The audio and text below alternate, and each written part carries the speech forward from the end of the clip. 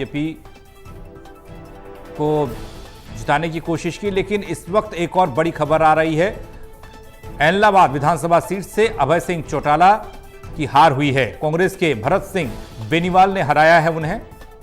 एलनाबाद से अभय सिंह चौटाला की हार हुई है। कांग्रेस के भरत सिंह बेनीवाल ने हराया है। अभय सिंह चौटाला हारे हैं। कभी हरियाणा प्रदेश की सियासत में दबदबा रखने वाली इनेलो, सरकार चलाने वाली इनेलो, और आज काफ़ी मुसीबत से गुजर रही है ऐसा लग रहा है। और अभय सिंह चौटाला उन नेताओं में शुमार हैं इनेलो के जो पार्टी की बागडोर संभाल रहे हैं, जो तमाम रणनीतिक हिस्सेदारी में भागीदारी उनकी होती है, और वो एलनाबाद से चुनाव इस बार हार चुके हैं। कांग्रेस के भरत सिंह बेनीवाल ने उन्हें चुनाव हराया है। अनिल बंसल जी, मैं आपके पास आ रहा हूं। मेरा सवाल जाट और गैर जाट को लेकर था, क्योंकि हरियाणा की सियासत में बहुत बोलबाला रहता है जाट वोटर्स का, और ये भी कहा जाता है जाट दलित गठजोड़ हो गया तब भी जीत है। और इस बार जिस तरीके से बीजेपी ने सोशल इंजीनियरिंग के जरिए एक फॉर्मूला बनाया जिसमें गैर जाट वोटरों को लामबंद किया, उसका असर क्या इसे देखा जाएगा, इसका जवाब मैं आपसे लूंगा। उससे पहले मैं संवाददाता सतनाम सिंह हमारे साथ जुड़ रहे हैं। सतनाम, एलनाबाद से अभय सिंह चौटाला की हार हुई है, क्या कुछ जानकारी मिल पा रही है, क्या अपडेट आपके पास? बिल्कुल, अगर बात करें एलनाबाद की, तो एलनाबाद में कांग्रेस के भरत सिंह बेनीवाल जीत कर चुके हैं, और जो अभय सिंह थे उनको उन्होंने हरा दिया है। और माना जा रहा है कि अभय सिंह चौटाला ये सीट हार गए, और भरत सिंह बेनीवाल जो कांग्रेस के है वो जीत चुके हैं। जी चलिए, नजर बनाए रखिएगा, आपके बाद फिर हम आएंगे अपडेट के लिए। फिलहाल आपका शुक्रिया।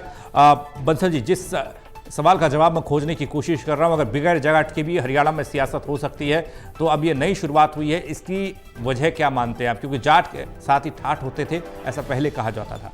देखिए, ये तो बिल्कुल सही बात है कि हरियाणा में सबसे ज़्यादा अगर जातीय आधार पर हम गणना करें, मूल्यांकन करें, तो जाट सबसे ज़्यादा है आबादी में। लेकिन हमको ये नहीं भूलना चाहिए कि जब तक कोई जाति 40, 45, 50% ना हो, तब तक अकेले उसके दम पर कोई चुनाव नहीं जीता जा सकता। जाट अगर वहाँ मान लो अनुमान है, क्योंकि 1931 के बाद कोई जातीय जनगणना इस देश में नहीं हुई, तो अनुमान ही है, ऐसा मानते हैं कि 25 से 30% तक जाट हरियाणा में हैं। पर ये पूरे प्रदेश में नहीं होते। आप ये समझिए ना कि किसी सीट पर 35% हैं, किसी पर 15% हैं। तो जब तक दूसरे वर्गों का समर्थन नहीं होगा, तब तक कोई भी पार्टी चुनाव नहीं जीत सकती। सिर्फ जातीय आधार पर कोई पार्टी चुनाव नहीं जीत सकती। और AIMIM ने उत्तर प्रदेश में प्रयोग किया कि सिर्फ मुस्लिम्स के आधार पर सीट जीत जाए, कुछ जाए, लेकिन वो सफल प्रयोग नहीं हुआ। तो यहाँ हरियाणा में जो आपने कहा जाट और दलित मिल जाएं, तो एक फॉर्मिडेबल, एक अच्छा कॉम्बिनेशन बनता जरूर है। पर मुश्किल ये है कि सारे, किसी भी वर्ग के सारे मतदाता कभी किसी एक दल के साथ नहीं होते, नंबर 1। नंबर 2, जो प्रयोग आपने कहा कि ये भाजपा का प्रयोग है गैर जाट को लामबंद करना, बीजेपी ने भी ऐसा नहीं कहा कि हमको जाट नहीं चाहिए, या उन्होंने जाट उम्मीदवार नहीं उतारे, या कोई उस तरह से घोषित तौर पर अनदेखी की हो। हाँ, लड़ाई मुख्यमंत्री के पद की थी, उनका मुख्यमंत्री का पद सैनी के लिए सुरक्षित था, बैकवर्ड के लिए, और जाट कांग्रेस में आसार थे कि हुड्डा जी बनेंगे। तो यहाँ जो प्रयोग आप कर रहे हैं कि सफल हुआ है गैर जाट मतदाताओं का, ये प्रयोग सबसे पहले भजनलाल जी ने किया, और वो लंबे समय तक हरियाणा के मुख्यमंत्री रहे, और ये तब माना गया कि गैर जाट भी प्रदेश का मुख्यमंत्री हो सकता है। ऐसा सन 77 के बाद भजनलाल ने करके दिखाया था। अब बीजेपी ने उस प्रयोग को किया। मनोहर लाल जी भी गैर जाट थे, 10 साल तक, 9.5 साल तक वो रहे। अब सैनी साहब हैं, और अगर 2014 में बीजेपी विधानसभा में जीती थी, तो किसी जाट को उन्होंने उम्मीदवार घोषित नहीं किया था। 2019 में तो उन्होंने मनोहर लाल जी को घोषित करके ही चुनाव लड़ा था। वो ठीक बात है कि 40 सीटें आई और 10 सीटें फिर जजपा की थी।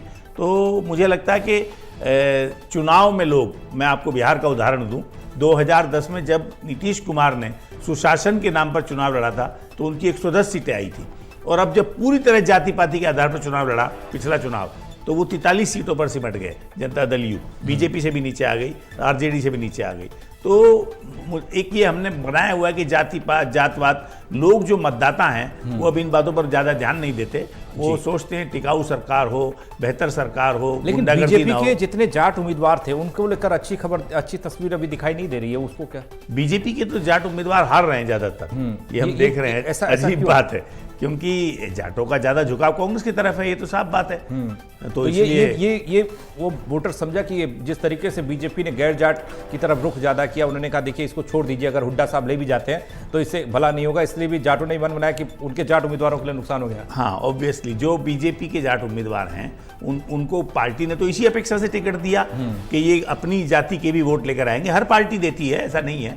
अगर वो किसी को भी टिकट देते हैं तो पार्टी ये सोचती है कि ये अपनी जाति के कुछ वोट, जैसे मायावती का तो समीकरण ही रहा हमेशा उत्तर प्रदेश में कि भाई आप अपने वोट लाइए, मेरे पास ट्रांसफरेबल वोट है 15, 20, 25%, वो मेरा मिलेगा, कुछ आप लाइए। लोग जीते, ये प्रयोग सफल रहा। सावित्री जिंदल को लेकर खबर आ रही है। सावित्री जिंदल उन उम्मीदवारों में शुमार थे कि निर्दलीय चुनाव लड़ी हैं। हाँ, तो लीड कर रही थी वो। हाँ, वो उनकी जीत हुई है। हाँ। और अब बीजेपी से टिकट को लेकर भी बात, उन्होंने कहा कि खबर आ रही कि बीजेपी से चुनाव लड़ेंगे, लेकिन उन्होंने बीजेपी ने उनको टिकट दिया। देखिए, बीजेपी ने टिकट इसलिए उन्हें कांग्रेस में जाएंगे तो उनका बेटे सांसद है, तो वो कांग्रेस में जाने कांग्रेस में तो गई नहीं, और कांग्रेस से पहले वो जीत चुकी है, अतीत में रह चुकी है, मंत्री इनको रह बीजेपी चुकी का ही हैं। माना जाएगा। हाँ, बीजेपी का माना क्या जाएगा कि बीजेपी एक तरह से, इसको हम कहते हैं कि फ्रेंडली फाइट, एक नया शब्द हमने इजाद किया है, दोस्ताना दंगल, कि भी देखो आप हमारी पार्टी में, आपका बेटा लोकसभा का चुनाव जीता है, एमपी है, आपको टिकट देंगे तो परिवारवाद का आरोप लगेगा।